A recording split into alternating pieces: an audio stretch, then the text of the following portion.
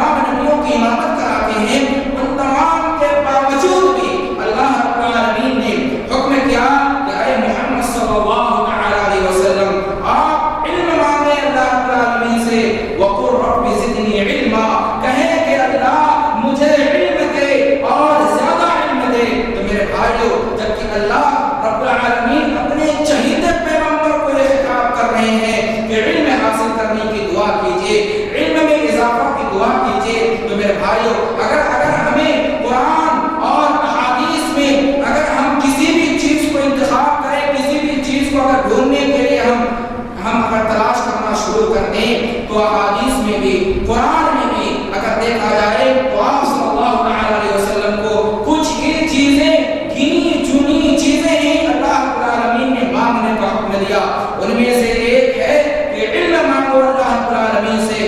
میرے بھائیو، علم تو ایک ایسی خزانہ ہے، ایک ایسی دولت ہے جو ہم تک پہنچے گی، لیکن اس کا راستہ اپنانا پڑے گا، تبھی علم ہم تک پہنچے گا۔ اللہ رب العالمین اس آیت کریمہ کے اندر فرماتا ہے، یعنی کہ میں نے جو آیت کریمہ تلاوت کیا تھا کہ قل هل يستوي الذين يعلمون والذين لا يعلمون، کہ اے نبی صلی اللہ علیہ وسلم آپ کہہ دیجئے کہ جاننے والے اور نہ جاننے والے، یعنی کہ عالم اور جاہل کبھی برابر نہیں ہو سکتے ہیں، اور اسی طریقے سے اندھا اور دیکھنے والا شخص کبھی برابر نہیں ہو سکتا ہے۔ تو اللہ رب العالمین نے اس آیت کریمہ میں بتایا کہ عالم کی حیثیت، عالم کی معیار، عالم کا مقام ایک عظیم چیز ہے، اور اللہ رب العالمین نے اس کا معیار اور اس کا مقام اونچا رکھا ہے۔ اور اللہ رب العالمین نے جو سب سے پہلے وحی بھیجا تھا جناب محمد رسول اللہ صلی اللہ تعالی علیہ وسلم کے جانب، حضرت جبرائیل علیہ السلام آتے ہیں، آپ صلی اللہ تعالی علیہ وسلم دیکھ کر کے تو پہلے خوف کھاتے ہیں، آپ صلی اللہ تعالی علیہ وسلم کو اپنے سینے سے دباتے ہیں اور کہتے ہیں کہ اللہ کا بندہ پڑھ۔ آپ صلی اللہ تعالی علیہ وسلم کہتے ہیں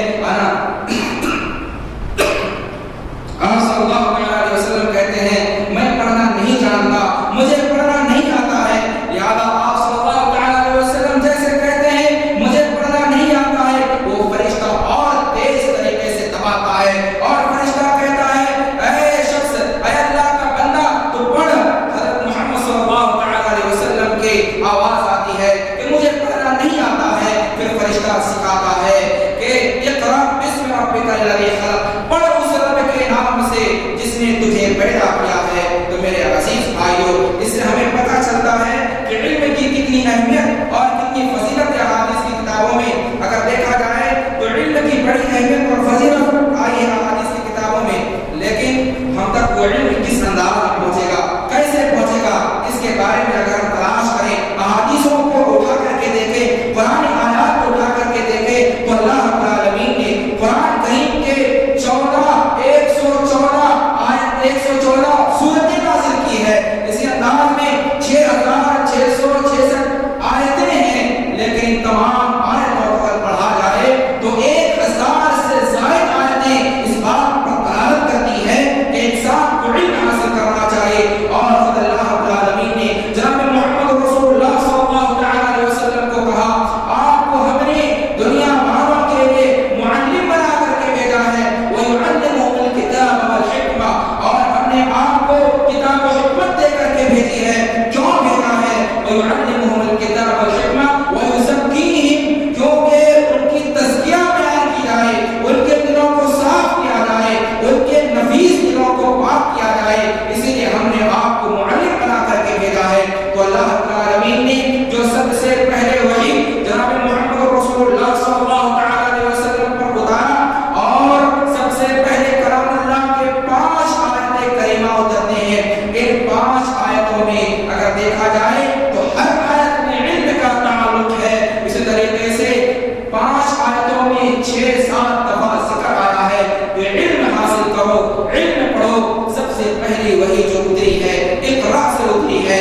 اللہ رب العالمین نے کہا اقرا بسم ربک الذی خلق، پڑھ اس رب کے نام سے جس نے تجھے پیدا کیا ہے۔ اقرا بسم ربک الذی خلق، خلق الانسان من علق، اور انسان کو ایک لتھڑے سے پیدا کیا ہے، انسان کو خون کے لتھڑے سے پیدا کیا ہے۔ خلق الانسان من علق، اقرا وربک الاکرم، اور پڑھ اس رب کے نام سے، اقرا وربک الاکرم، جو کہ بڑا کرم والا ہے، بڑا عظمت والا ہے۔ اقرا وربک الاکرم الذی علم بالقلم، اور جس نے علم سکھایا تجھے قلم کے ذریعے سے۔ الذی علم بالقلم علم الانسان ما لم يعلم، اور جبکہ انسان کچھ بھی نہیں جانتا تھا، کچھ بھی شعور نہیں تھا اس کے پاس علم کا، لیکن اللہ رب العالمین نے یہ آیت کریمہ نازل کرنے کے بعد یہ بتا دیا کہ علم کی بڑی اہمیت ہے، اور احادیث کو بھی کھنگالا جائے، احادیث کو بھی اگر پڑھا جائے تو احادیث میں علم حاصل کرنے والوں کی بڑی فضیلت آئی ہے۔ اللہ کے رسول صلی اللہ تعالی علیہ وسلم فرماتے ہیں من سلک طریقا یلتمس فیہ سہل اللہ لہ بہ इला जन्ना, जो शख्स इल्म हासिल करता है, जो शख्स इल्म के रास्ते को हमवार करता है। सही मुस्लिम की हदीस है, आप सल्लल्लाहु अलैहि वसल्लम ने फरमाया कि जो शख्स इल्म हासिल करने के रास्ते में चलता है तो अल्लाह रब्बुल आलमीन उसके लिए जन्नत के रास्ते को आसान कर देता है। इसी तरीके से जो शख्स इल्म हासिल करता है उसके बारे में जिक्र आया कि उसके लिए तमाम के तमाम जानवर भी दुआ करते हैं, यहाँ तक कि समुद्र में रहने वाली मछलियां भी दुआ करती है। वो भी तड़प तड़प कर दुआ करती है कि अल्लाह, जो तेरा बंदा निकला है, जो बंदा तेरे रास्ते में निकला है, जो बंदा इल्म के खातिर अपनी मुशक्कतों को उठा रहा है, अल्लाह को उसको जन्नत दे।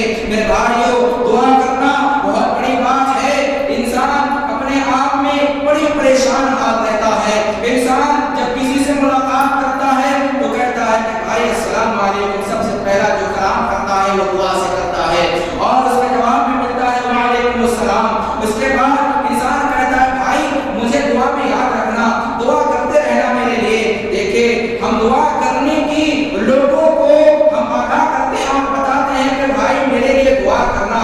हम यानी कि हम उनके पैर पकड़ते हैं और उनको कहते हैं कि भाई दुआ करना मेरे लिए। अब उसकी मर्जी, वो चाहे तो दुआ करे, वो चाहे तो बददुआ करे, वो चाहे तो दुआ भी ना करे, उसकी मर्जी में है। लेकिन यहाँ पर देखिए, अहादीस इस बात पर दलालत करती है कि समुद्र की मछलियाँ खुद दुआ करती है। समुद्र में कितनी मछलियाँ होती है हम शुमार नहीं कर सकते हैं। इसी तरीके से जंगल में कितने परिंदे होते हैं हम शुमार नहीं कर सकते हैं। जंगलों में कितने ही जानवर होते हैं हम उसे शुमार नहीं कर सकते हैं।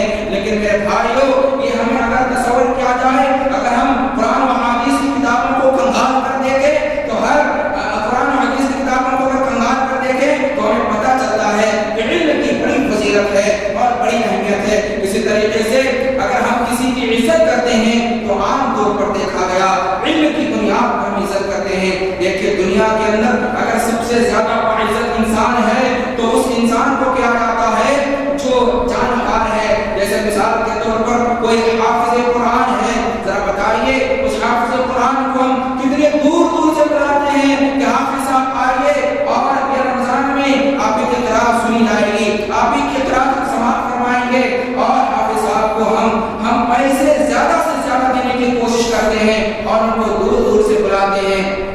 इसी तरीके से हाफिज़ कुरान को इज्जत दी जाती है उसकी इल्म की वजह से।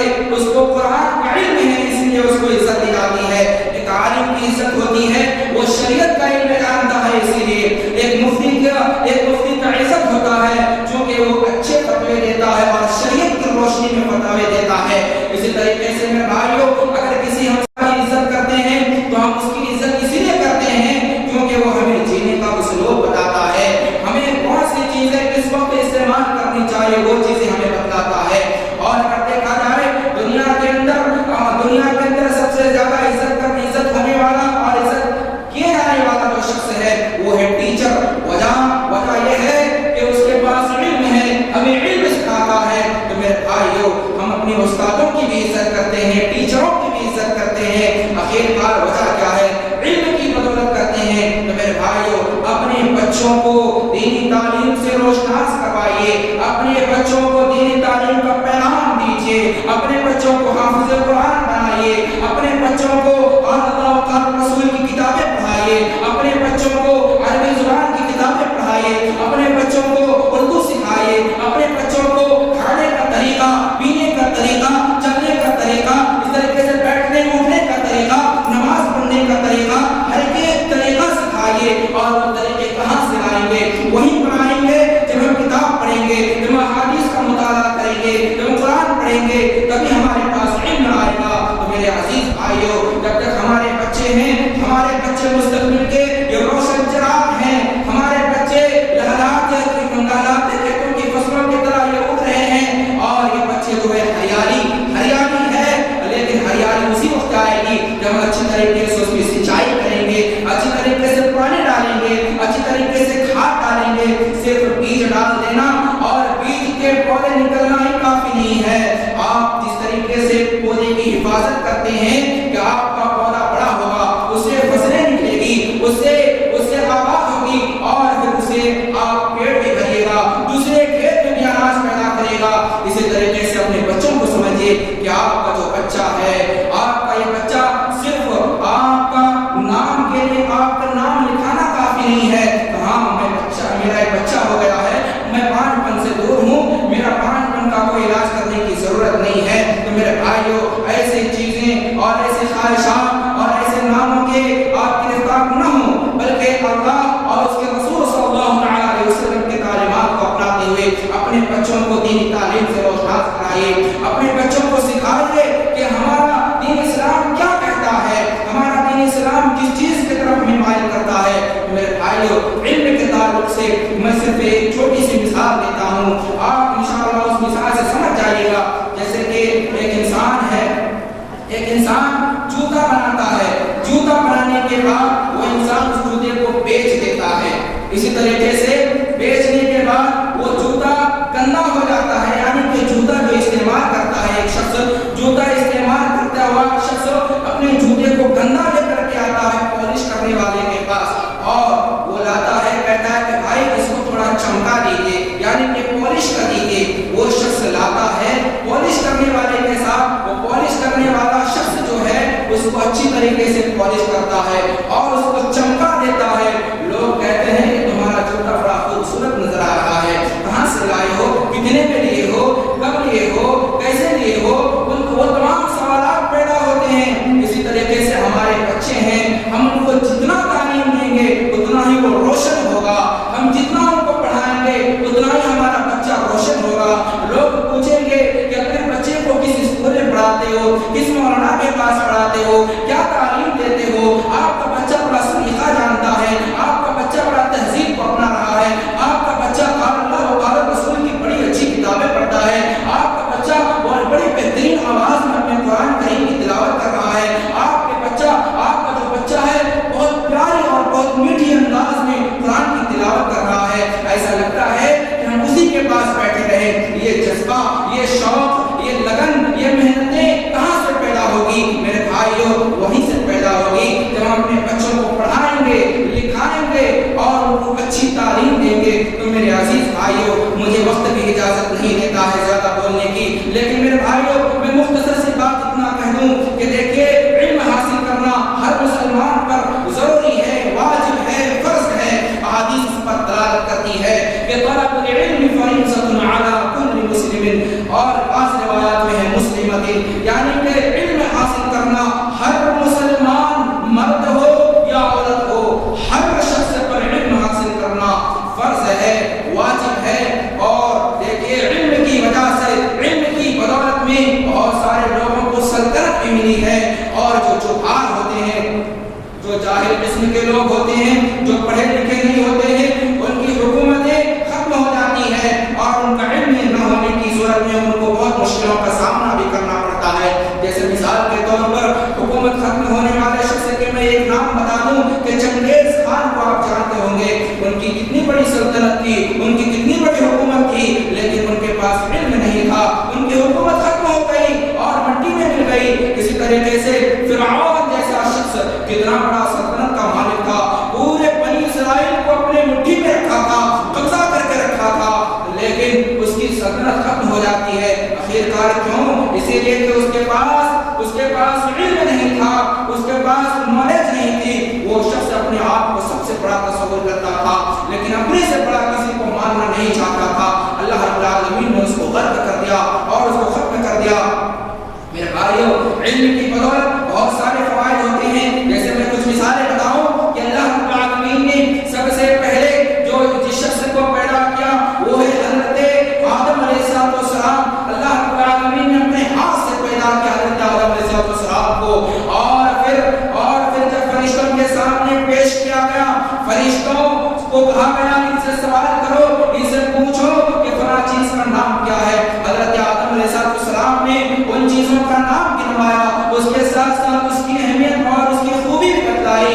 تو ان فرشتوں نے کہا واہ کیا کمال کا جواب تم نے دیا. تو پھر اللہ رب العالمین نے کہا کہ سجدہ کرو. دیکھیے، حضرت آدم علیہ السلام جو نماز بھی نہیں پڑھے ہیں، روزہ بھی نہیں رکھے ہیں، حج بھی نہیں کیے ہیں، عمرہ بھی نہیں کیے ہیں، اسی طریقے سے حضرت آدم علیہ السلام کوئی اچھا کام نہیں کیے ہیں، وہ صرف پیدا ہوئے ہیں، ان کی جان ڈالی گئی ہے اور اللہ رب العالمین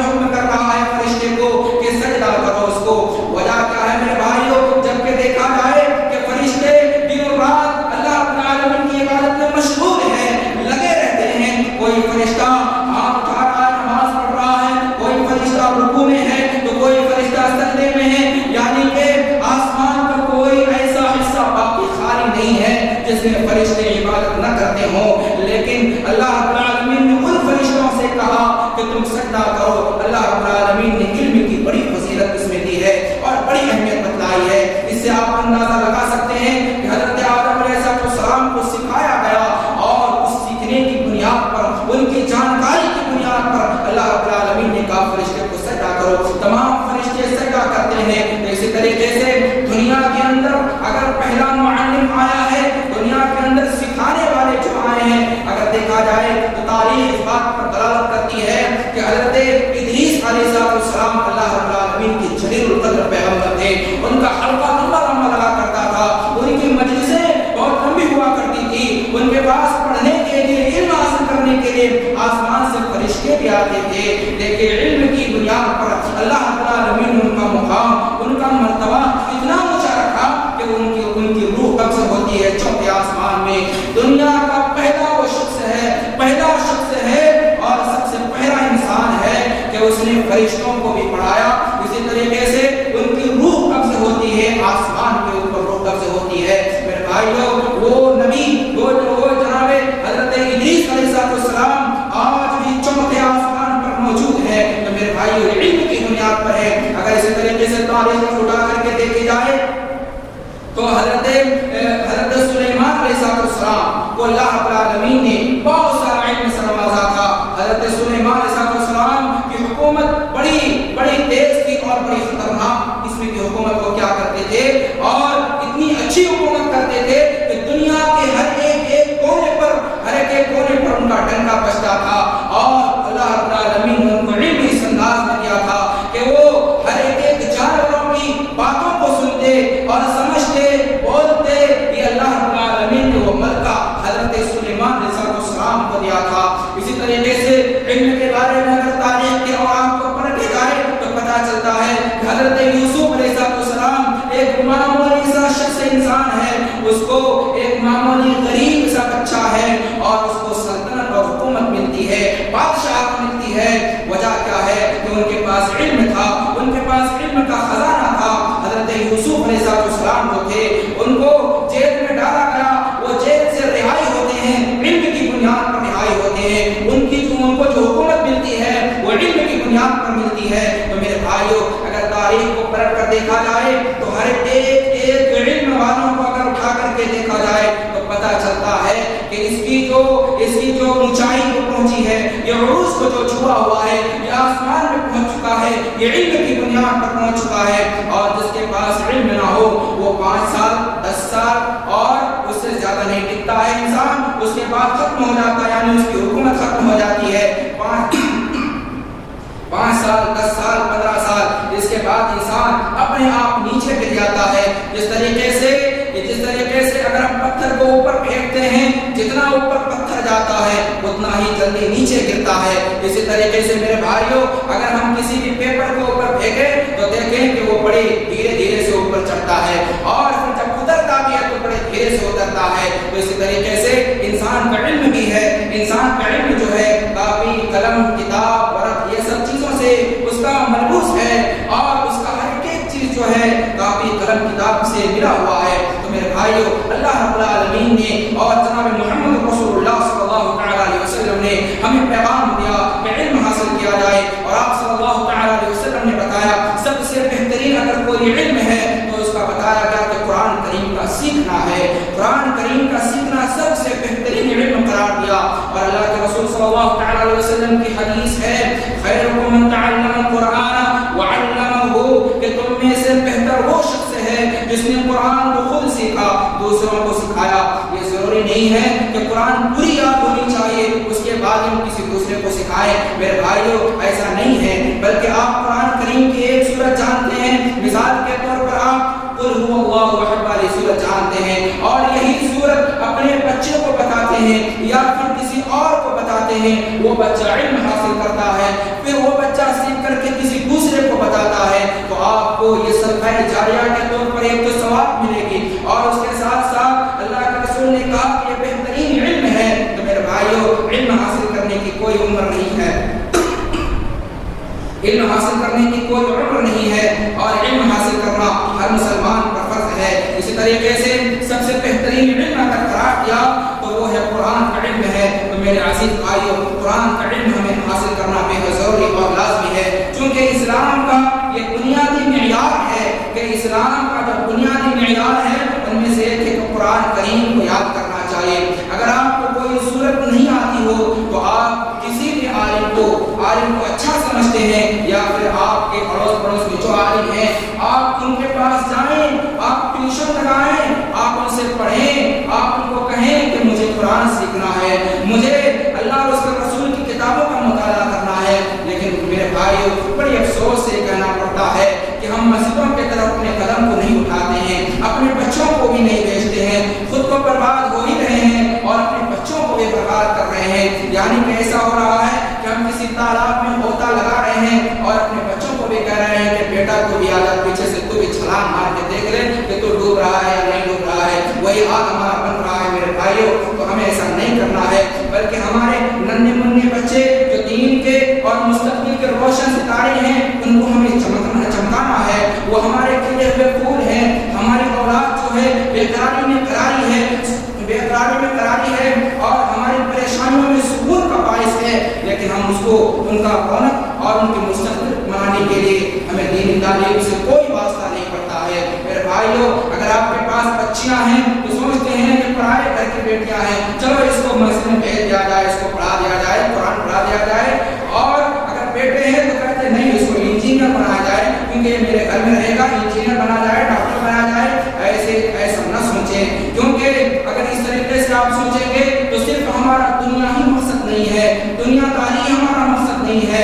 ہمارا جو مقصد ہے اللہ کے رسول صلی اللہ تعالیٰ علیہ وسلم نے جو بتایا ہے وہ یہ ہے کہ دنیا کو سمجھو کہ ایک مسافر کی طرح اپنے آپ کو سمجھو، اور دنیا میں زندگی خدا کو اپنے آپ اجنبی تصور کرتے ہوئے۔ اور اللہ رب العالمین نے کہا، سورہ جمعہ کی آیت میں کہا کہ پہلے نماز پڑھو، اس کے بعد پھر تجارت کے لیے اترو۔ آیت کریمہ کچھ اس طریقے سے ہے، یا ایھا الذین آمنوا اذا نودی للصلاۃ من یوم الجمعۃ فاسعوا الی ذکر اللہ وذروا البیع۔ کہ ایمان والو، جو لوگ اللہ اور اس کے رسول پر ایمان رکھتے ہو، سب سے پہلا کام کیا ہے؟ ایمان کو رکھنا ہی ہے، لیکن اس کے ساتھ ساتھ جیسے اذان آتی ہے، مؤذن اذان دیتا ہے، حی علی الصلاۃ، آؤ کامیابی کی طرف، حی علی الفلاح، حی علی الصلاۃ، آؤ نماز پڑھنے کی طرف، حی علی الفلاح، آؤ کامیابی کی طرف۔ اس طریقے سے فجر میں اذان دیتا ہے، الصلاۃ خیر من النوم، کہ نماز جو ہے نیند سے بہتر ہے۔ جب یہ آواز کو سن لو تو فوراً دوڑتے ہوئے مسجد کے جانب آ جاؤ، نماز پڑھو۔ ہم میں سے کچھ ایسے نوجوان ہیں جو گھروں میں ہمیشہ رہتے ہیں لیکن ہم نماز پڑھنا تصور نہیں کرتے۔ میرے بھائیوں، میں یہ نہیں کہتا کہ آپ ہماری ہی مسجد میں نماز پڑھیں، میں یہ کہتا ہوں آپ سے کہ آپ نماز پڑھیں، ضرور پڑھیں، آپ کو جہاں دل چاہے وہاں پڑھیں، لیکن جب اذان آپ سن لیں، آپ جب اذان کی آواز کو سن لیں تو جہاں اذان کی آواز کو سنیں گے وہیں پر آپ کا پڑھنا واجب اور فرض ہے۔ اگر آپ اس مسجد کی آواز کو سنتے ہیں تو آپ کو یہاں پر پڑھنا چاہیے، یہاں پر پڑھنا لازمی ہے۔ اسی طریقے سے اگر دیکھا جائے تو مائک کی آواز بہت دور دور تک جاتی ہے، لیکن میرے بھائیوں، جو آپ کا قریبی مسجد ہے، جو آپ کا پڑوسی مسجد ہے، اس کا حق بنتا ہے کہ آپ اس مسجد کے پاس جائیں اور نماز پڑھیں۔ ہم میں سے بہت سارے ایسے نوجوان ہیں جو برائی میں ملوث ہے۔ میرے بھائیوں، ہم برائی کو خرید کر کے لاتے ہیں اور نیکیاں فری میں ملتی ہے تو ہم چھوڑ دیتے ہیں۔ ایک مثال دیتا ہوں میں آپ کو، جس انداز میں مثال کے طور پر برائی کرنے کا جو طریقہ ہے ہم خرید کر کے کرتے ہیں۔ موبائل میں نیٹ ڈلا لیجیے، 800-900 روپے کا نیٹ ڈلا لیجیے اور پھر آرام سے برائی کرتے جائیے 84 دن تک۔ بنداس برائی پر برائی کرتے جائیں، ہمیشہ گانا دیکھتے جائیں اور ننگی ناچ فلمیں دیکھتے جائیں، اور اس طریقے سے فری میں مل رہی ہے آپ کو نیکیاں، آپ کو وقت پر آپ کو اذان دی جا رہی ہے، بلائی جا رہی ہے کہ حی علی الصلاۃ حی علی الفلاح، اور اس طریقے سے صبح مؤذن اذان دیتا ہے کہ الصلاۃ خیر من النوم، یہ سدائیں بلند کرتا ہے، لیکن اس کے جواب میں ہم صرف سوتے ہیں۔ تو میرے بھائیوں، ہمارا سونا، ہمارا کھانا، ہمارا چلنا، ہمارا عیش و عشرت کرنا، ہماری دنیا، ہماری کمائی، ہمارے بچے، یہ ہمارے تک ہی رہے گا۔ میرے بھائیوں، یہ آخرت میں کچھ کام آنے والا نہیں ہے، یہ صرف ہمارا اور میرا کرتے رہیے گا دنیا کے اندر، اور آخرت میں اگر کوئی کام آئے گا صرف اور صرف آپ کا عمل کام آئے گا۔ تو اسی طریقے سے عمل کی میں نے کچھ مثالیں دے کر کے آپ کو بتایا ہے، لہٰذا اگر آپ کو سمجھ میں آئے تو آپ ضرور عمل کریں، اور آج ہی انشاءاللہ اللہ رب العالمین سے دعا کریں اور توبہ استغفار کریں کہ اللہ ہمارے گناہوں کو معاف فرما دے اور ہمیں صحیح راستے پر چلنے کی توفیق عطا فرما۔ وقت زیادہ ہو گیا، میں اپنی بات کو اس سے ختم کرتا ہوں۔ آخر میں اللہ رب العالمین سے دعا کروں، الہ العالمین ہم سب کو ایک بنائے، نیک بنائے۔ الہ العالمین ہم سب کو جب تک دنیا میں رکھے صحیح سلامت اور اسلام کی حالت پر رکھے۔ الہ العالمین جب بھی ہمارا خاتمہ ہو اسلام کی حالت پر ہو۔ الہ العالمین ہمیں نمازی بنا، متقی بنا، پرہیزگار بنا۔ الہ العالمین ہمارے ننھے منھے بچوں کو دینی تعلیم سے روشناس عطا فرما۔ الہ العالمین ہمارے علم میں اضافہ عطا فرما۔ آمین وآخر دعوانا الحمدللہ رب العالمین۔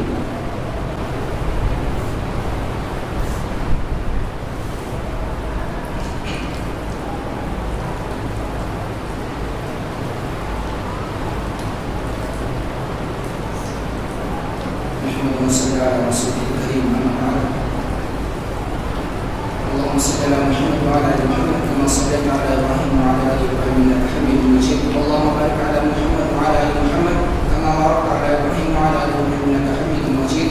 عباد الله إن الله يأمر بالعدل والإحسان وإيتاء ذي القربى وينهى عن الفحشاء والمنكر والبغي يعظكم لعلكم تذكرون. واذكروا الله يذكركم وادعوه يستجب لكم ويزدكم الله